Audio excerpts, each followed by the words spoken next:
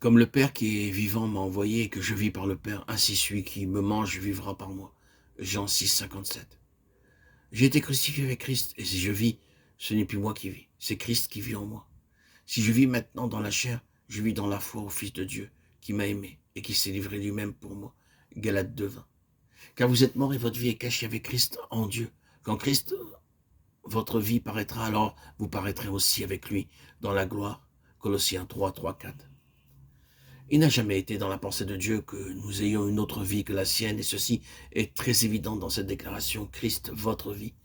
Quand Christ, votre vie paraîtra, alors vous paraîtrez. Le point important ici est que Paul rapproche Christ, votre vie, avec l'apparition du Seigneur.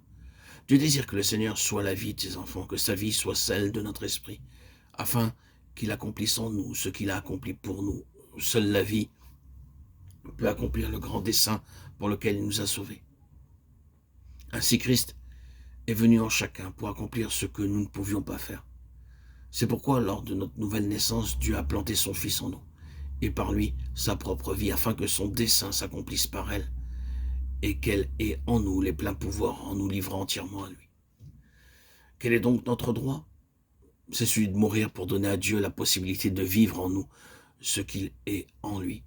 Quand Jésus mourut, il porta dans sa mort le jugement de toute la race d'Adam, mais par sa résurrection, il apporta la vraie vie en vue de constituer par elle la nouvelle création. Mais qu'est-ce que mourir à nous-mêmes, à ce que nous sommes, pour qu'il y ait une mort? Il fallut une offrande, celle de Christ. Et il en est de même de nous, s'offrir entièrement et joyeusement. C'est alors que le Saint-Esprit travaillera à la mise de côté de ce qui s'oppose à la vie. Saisissons cette grande vérité et louons Dieu parce que Jésus est venu en nous pour être notre vie, avec le dessein de donner à Dieu un peuple qui lui appartienne. Dieu désire communiquer à l'homme sa propre nature en implantant la vie de son Fils en nous, afin qu'elle soit celle qui gouverne. L'une des grandes déclarations du Seigneur est certainement la suivante. Je vis par le Père.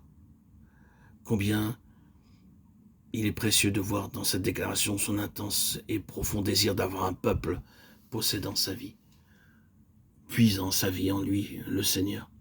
Le dessein de Dieu, à savoir l'édification de son habitation spirituelle, est l'œuvre de sa vie. Et ce dessein, quant à son accomplissement, demande une vie vécue en dehors de nous-mêmes, c'est-à-dire en dehors de la vie naturelle. Si le peuple de Dieu aujourd'hui refuse de se consacrer entièrement à lui, alors il ne peut avoir sa vie en Christ. Et la conséquence inéluctable sera la perte de l'héritage. La marche et la course dans la vocation céleste ne peuvent s'accomplir que par sa vie et par un peuple qui demeure en lui.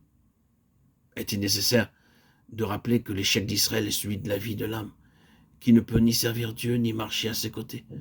Seul un peuple vivant en lui et par lui peut le servir et marcher avec lui.